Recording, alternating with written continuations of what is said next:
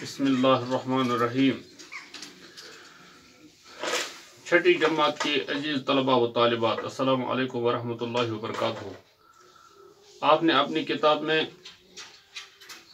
हाथी का वज़न सबक के बारे में पढ़ा है। आज इस सबक के हम सवालात के जवाबात लिखने जा रहे हैं। आप बोर्ड की तरफ तवज्जो रखिए। मैं इस बोर्ड पर ये सवालात भी लिखूंगा और उनके जवाबात भी लिखूंगा।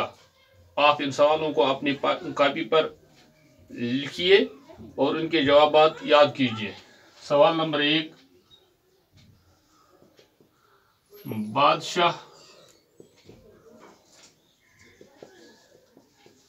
बादशाह ने क्या मन्नत मानी थी? बादशाह ने ये मन्नत मानी थी कि अगर अल्लाह ताला ने उसे सेहत अता फरमाई तो वो उसके नाम पर हाथी के वज़न के बराबर रुपया गरीबों, यतीमों, बेवाओं में बांट देगा।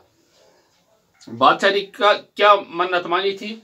बादशाह ने यह मन्नत मानी थी कि अगर अल्लाह ताला ने उसे सेहत अता फरमाई, अगर अल्लाह ताला ने उसे सेहत अता फरमाई तो वो उसके नाम पर रुपया फकीरों, गरीबों और यतीमों में बांट देगा।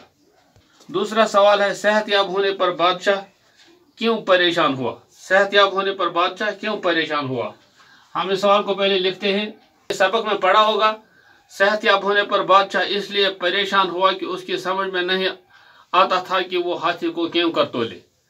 हम इसको बोर्ड पर लिखेंगे आपकी आसानी के लिए।